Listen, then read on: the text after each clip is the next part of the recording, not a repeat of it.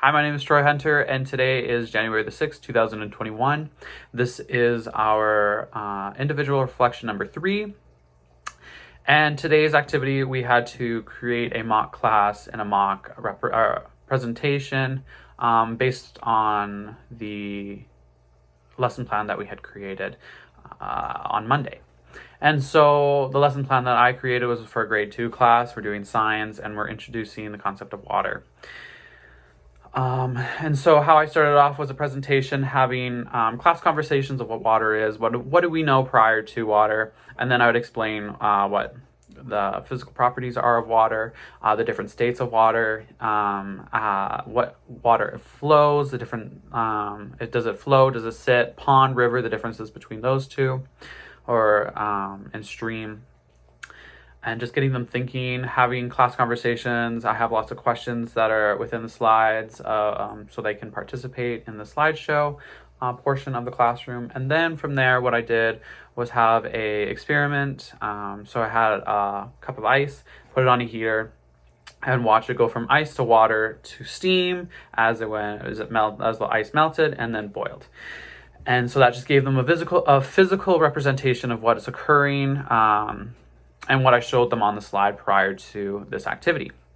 So from there, during this activity, because it takes a bit for ice to melt and boil, we're having the discussions of what we're seeing, we're writing it down, and sharing that with the class discussion, classmates. And then from there, once the activity is done, what I would get the kids to do is get up out of their chairs, go outside, go to the local pond, and just observe what state we see. So because it's winter, we would see ice. And I would explain to them that there's an ecosystem underneath the layer of ice. And it's water, and so things are living in it. We would talk about, do rocks need ice? Do plants need, or do rocks need water to survive? Do plants need water to survive? Does the fish need water to survive? Do the birds need water to survive? And we would talk about the different seasons and how it changes. So do we have birds on the lake in winter? No. Depending on the time of the year and stuff like that.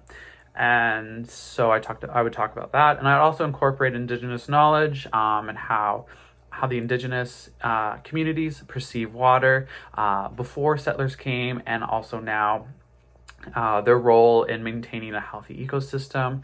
And this is all based on the Indigenous Assembly website. And so I'd gave them examples of how some Indigenous communities perceived water as a bloodstream to the earth, to Mother Earth, and how we need to maintain a clean ecosystem, clean water, because that is the blood or the vein to life. And so you need a clean blood supply, you need a clean water stream to have a healthy ecosystem. And so I'd go into that, teach them, have conversations about that aspect as well. And then from there, go back, do a little exit slip just for them to write down anything they learned, anything they observed that was unique or different.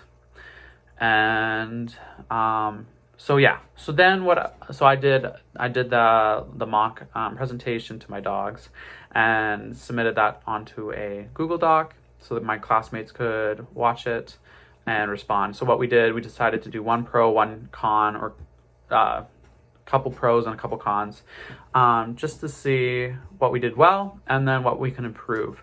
And so I'm not going to go through every single one, but the overall arching pros was that it was exciting, it was captivating. They liked the physical representation of the heating of ice and stuff. And then some of the what was another con? And then some of the cons was that I just needed to, when I was explaining solid, liquid, and gas, I used ice, water, and air. And so Ashley made the distinction that it should be kept either solid, liquid, or gas, or and just keep it there, because that is what is in the lesson plan for learning objectives are those words. And so I was intermixing them, which can be confusing to the kids. So that was definitely a concern, in which I changed. So what I did in my lesson plan was bold those words, and just so that when I do refer back to the lesson plan, it stands out. And then another one that 3 people had, Isaac, Brianna, and Will all commented, was that they would like to see a visual representation, so a video. And so I did add that into the slides, just a little video of the whole life cycle, because I did explain like the mountains, the river, then the ponds, and then evaporation, it goes around. But visual representation was a better idea. And so I did add a little age appropriate video of our, not life cycle, but the water cycle, and that just rehearses the information that I spoke of, and also that was on the presentation. And yeah, other than that, I made the changes that were needed, and yeah, that's my little reflection for today.